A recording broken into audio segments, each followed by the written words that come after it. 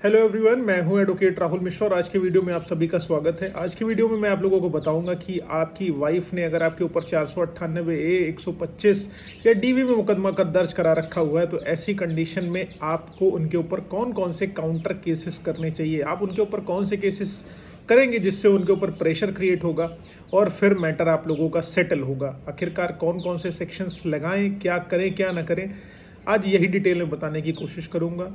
लेकिन उससे पहले हर बार की तरह मेरी आपसे रिक्वेस्ट है कि अगर आप लोग चैनल पर नए हैं या पहली बार आ रहे हैं या आप लोगों ने अभी तक इसे सब्सक्राइब नहीं किया तो प्लीज़ सब्सक्राइब करिएगा। साथ ही साथ एक हम्बल रिक्वेस्ट और है, अगर आप मुझसे पर्सनली मिलना चाहते हैं लखनऊ, दिल्ली, इलाहाबाद में, तो आप अपनी अपॉइंटमेंट शेड्यूल कराकर मुझसे मिल सकते हैं। बिल्कुल उसके लिए फ़ीस एप्लीकेबल होगी। नंबर आपको डिस्क्रिप्शन में मिल जाएगा। डायरेक्ट कॉल कतई ना करें, उसका कोई रिजल्ट नहीं निकलेगा। इसलिए पहले व्हाट्सअप पे अपनी अपॉइंटमेंट बुक कराएं, उसके बाद हमारे एंड से आपको टेलीफोनिक कन्वर्सेशन की जाएगी, मैं आपसे पर्सनली बात करूंगा। चलिए वीडियो स्टार्ट करते हैं। देखिए दोस्तों, हम सब जानते हैं कि ताली एक हाथ से नहीं बजती, दोनों हाथों से बजती है।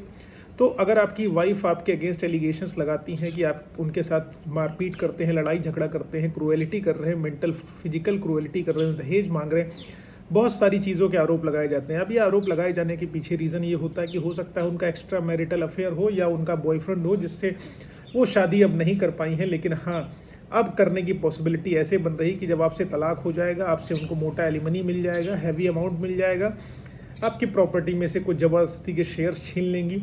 उसके बाद फिर वो अपने बॉयफ्रेंड से अपनी मन मर्जी से शादी कर देंगी। फिर घर वाले भी क्योंकि बोलेंगे कि भैया अपने मर्जी से कर लो, जहाँ पर तुम्हें सही लगे, जहाँ तुम्हारी चीज़ें सही हो सके। तो ऐसी कंडीशन में वो फॉल्स केसेस लिखा देती हैं। जब झूठे केस लिखाए गए तो आप यकीन मानिए दोस्तों, आदमी पक्ष से, पति पक्ष से सबसे बड़ी गलती यही होती कि वो कोई भी काउंटर केस अपनी पत्नी पर नहीं करते हैं। कभी कभी क्या होता है, आदमी सिर्फ इंतज़ार करता रह जाता है और औरतें 100 केसेस लिखाकर निकल जाती हैं। तो ऐसी कंडीशन में मैं आपको बताता हूं कि अगर आपकी वाइफ ने आपके ऊपर ऐसे केसेस कर रखे हैं तो आपको उनके ऊपर क्या क्या केसेस में मुकदमे दर्ज कराने चाहिए, किन केसेस में नहीं करने चाहिए। चलिए वीडियो स्टार्ट करता हूं। देखिए, सबसे पहले आपके पत्नी और उसके परिवार वाले आपके घर पर आते हैं, आपके साथ लड़ाई झगड़ा करते हैं, बदतमीज़ी करते हैं और आपके साथ मारपीट करते हैं। तो ऐसी कंडीशन में गाली गलौज भी हो जाती है, लड़ाई झगड़ा हो जाती है, मारपीट हो जाती है। तो इस कंडीशन में सबसे पहली चीज़ आपको 323 आईपीसी में अगर हल्की मारपीट हुई है आपके साथ तो 323 आईपीसी में आप एफआईआर उनके अगेंस्ट रजिस्टर करा सकते हैं।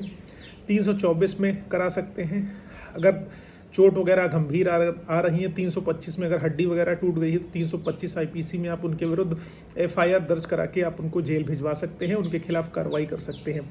अब मान के चलिए पत्नी के परिवार वालों ने या उनके किसी रिश्तेदार ने आपको फ़ोन पर धमकियां दी कि मुझे इतना पैसा दे दो वरना हम तुम्हें झूठे मुकदमों में फंसा देंगे। तो यानी कि मुकदमों का भय दिखाकर वो आपसे पैसे वसूलना चाहती हैं, तो इसलिए धमकियां दे रही हैं, एक्सटॉर्शन करने की कोशिश कर रही हैं।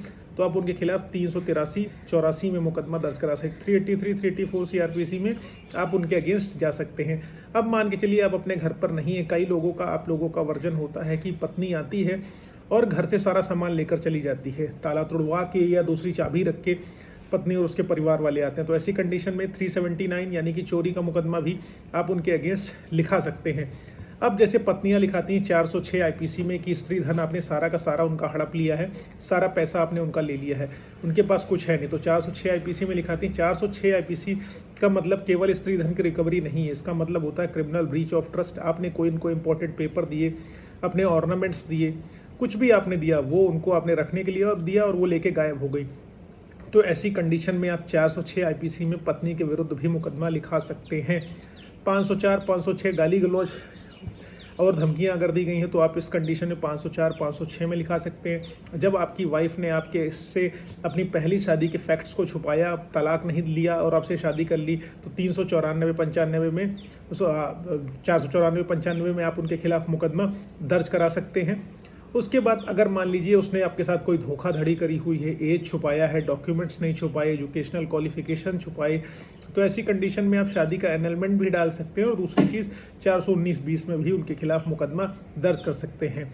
पत्नी अगर आपके ऑफिस प्रमाइसेस पर जाती है, आपके कार्यस्थल पर जाती है और वहाँ पर जाकर धमकियाँ देती है, गाली गलौज करती है, बेइज्जती करती है, तो आप उसके खिलाफ डेफेमेशन का सूट यानी मानहानि का मुकदमा भी दर्ज करा सकते हैं। अब देखिए, मानहानि के कंडीशन में ये चीज़ ध्यान रखिएगा, जब पत्नी आपसे व्हाट्सएप चैट कर रही है, वहाँ आपकी बेइज्जती कर रही है आपके सामने, तो वो मानहानि नहीं होगी।